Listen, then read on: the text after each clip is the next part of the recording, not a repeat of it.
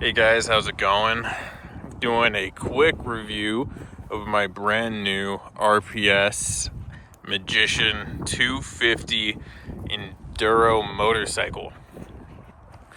Now, I just got this about 3 days ago, and according to the odometer, which is not accurate whatsoever, it says I've gone about 164 miles.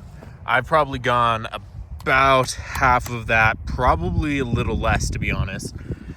This, though, is a common issue I've seen amongst other YouTube videos, that this is just not accurate, that it either doubles your mileage or it's reading in kilometers for whatever reason. In addition, another issue I've seen, which is definitely present on my Magician, is that the speedometer is also inaccurate. Now, I'm a little better at gauging at lower speeds. I'm not really great at gauging myself at higher speeds, but I'll be going at approximately 10 miles per hour, at least what I feel to be close to 10 miles per hour, and the speedometer will be telling me I'm going closer to about 15 miles per hour. Maybe I am off and this is correct, but I feel like at those lower speeds, I'm relatively good at being able to determine a difference between 10 miles per hour and 15 miles per hour. At that low of a speed, 5 miles per hour is a pretty big difference. Yes, let's see what else. Oh, sticking with this. Another issue I've seen with some other people's models, and an issue that is present with mine, is that the low fuel light indicator is always on, no matter how full the fuel tank is.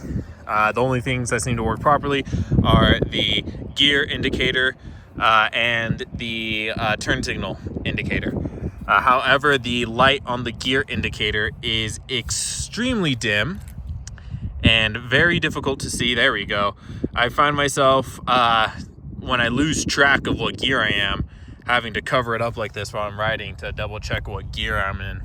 I've gotten pretty good at riding, or at keeping track of what gear I am. Every once in a while, though, when I'm changing gears a lot, sometimes I lose track of what gear I'm in. I'm a brand new rider. I've never owned a motorcycle before. I have never ridden a motorcycle before, so this is my first motorcycle, and I have been learning to ride on this. Now, again, I've only had it for 3 days, so I've only been riding for 3 days. 3 days of experience with this. I have no other motorcycle to compare it to. This is just me as a first-time motorcycle owner, first-time motorcycle rider, giving my opinion, and therefore I also lack a lot of knowledge because of that. Oh, another issue, cheap paint. Look at this right here. This happened before I even rode it. They had some stickers on here, some big Magician stickers that I thought looked very ugly. So I peeled them off, and upon peeling this sticker off, took the paint right with it. Let's see, other issues. Just kind of stick with issues right now. Lower or higher speeds, it does vibrate a lot. Heard that from other people. I'd say, at least from what the speedometer reads, once you get around that 40 mile per hour range and above, it definitely the vibrations get pretty bad. I did put these really cheap foam covers on the handlebars to help with the vibrations of the handlebars. It helps a bit at lower speeds. Higher speeds, the vibration so much it makes no difference, but these things were like $7 shipped and everything, so can't really complain about that. The feet is where it vibrates a lot as well. I heard a lot of people complain about that. It does vibrate a lot on the feet, and a little bit on the butt. Nothing too bad for the butt. I do have a seat cover that's supposed to help with comfort and vibration, but I have yet to put it on just because I like how it looks as it is. It's a very, very nice looking bike. Definitely a small bike compared to other bikes, but for me, the size is actually perfect. It's not intimidating as other bikes might be with its size and weight. It's perfect. I am about 5'10", 175 pounds, and I fit on it really well. I love it. That's kind of, it rides great. So far, no issues. With the vibrations, though, back to kind of a flaw. Some people, you'll see on a lot of videos and forums, that stuff vibrates loose. So far, the only thing that's vibrated loose is the mirror, which I fixed, and so far has yet to vibrate loose since I fixed it. And then immediately I lost the screws that hold down this unit right here. And I did find a bolt that fits in there, and I put Loctite on this new bolt, and it's holding it great. I didn't get a second bolt in there because the mount is way back there, as you could see, where my finger is. So I'd have to take off the whole headlamp unit, and it's just so far, this one bolt is nice and tight with Loctite, and everything seems to be doing great. As you can see, I'm out here riding the trails. Nothing too crazy because I'm not a great rider. But this thing is street legal, so I could also take it on the street. I've taken it on the around the neighborhood and a couple small roads, but I'm still waiting for the title to come in the mail, so I haven't been able to register it yet. So obviously I don't want to take it on any main roads or anywhere cops would be or anything like that, because it's not street legal. But the trail I'm on that I've been kind of riding on is the trail I will be taking into town, because I don't live in town. I live in an area that's just a whole bunch of houses and a gas station. So this trail I'm on parallels the highway for the most part, as well as the train tracks.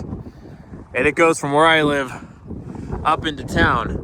Because although this thing is street legal, I would not trust it on the highways. Because like I said, the vibrations get bad above 40. It gets a little wobbly once you hit the 60 mile per hour mark. Again, I don't know how accurate this is, but in terms of topping up the speed, I've gotten it, I think, just below, or maybe I've even hit it, the 65 mile per hour mark on the speedometer. But even if it is a true 65 miles per hour, that's not even highway speeds. This highway has a speed limit of 75 miles per hour, so I would be just below the speed limit there, which, is fine. But this thing also doesn't have hazards on it, and it's not stable at that speed. So I'll be taking the trail into town, which has been a beautiful trail, and this thing has been a lot of fun and has handled up great on this trail. This is a lighter part of the trail, but it actually does get a little bit more intense. There's some rockier sections as well as some steep rocky sections here a little bit. Nothing crazy, some one or two small sections of that. But yeah, love the bike, loving it so far. Everything is great. Oh, let me bring this up actually, something I just remembered. So the first day I had it, it would let me turn it on if it was in gear, as long as I had the clutch in, like a normal bike should. That was just fine the whole first day. Don't know what happened. Started riding it the second day, and even now today, the third day, it's continuing this issue where it will not let me start the bike when it's in gear, even with the clutch pulled in. And I know about the kickstand kill switch. I know about that. That's not the issue. I don't know what's going on with that. It's a little bit annoying for sure, especially if I were to stall out on a main road in like third or fourth gear, where I'd then have to drop it all the way down to neutral, start it up, and then to get myself back up to speed and back up to third gear to get myself back. That seems like it could be a little scary. But I haven't gotten to that situation yet, because like I said, not necessarily street legal, because it's not registered, no plate, so I haven't really gone on any serious roads yet. I did order 2 replacement pieces, one being a new one of these units. I didn't pay for it, but I sent a submission to the company for a replacement for it. Should be covered for the broken light here. Now, I know almost every single one, this is not going to be accurate. The speedometer and the nometer is not going to be accurate. I don't expect it to be accurate on the new one, but some people have gotten lucky and have gotten working low fuel gauge lights, so I would like that. I would like to actually know when my fuel is getting low. That would be nice. I did also order a replacement piece for this mounting bracket for the handlebar. It came damaged, nothing structural, no cracks or anything in the actual structure, just very much damage in terms of the top piece and the paint. So I sent my submission in for that. They responded today, sort of. They don't seem to be very happy in terms of sending out replacement parts, but I am gonna do my best to get them because I have a warranty on here. But yeah, great bike, especially for a beginner, first time bike rider, because it's not very expensive.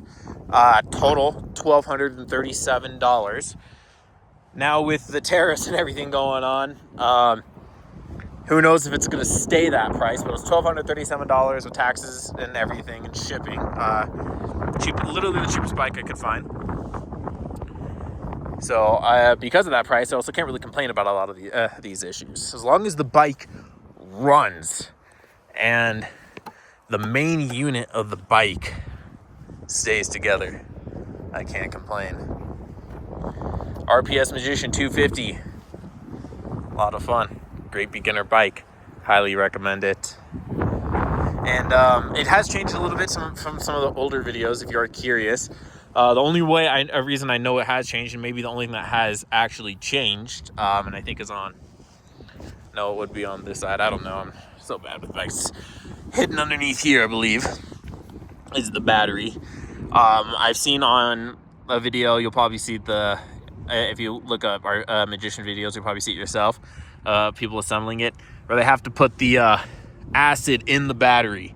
And it's like one of those cheap batteries, and you have to put the acid in yourself. It came with a decent, or at least it looks like a better looking battery with all the acid already in it, a fully assembled, ready to go battery, charged up and all that. So it's one thing that's improved. Hopefully other things have improved about the bike, and it holds up well for me because I really enjoy riding it. Well, that's my quick review of the RPS Magician. I might try to get a actual GoPro mount for my camera so I can record riding the trails and riding it into town, so you guys see how it is actually riding the bike. But definitely recommend it for sure. All right, guys.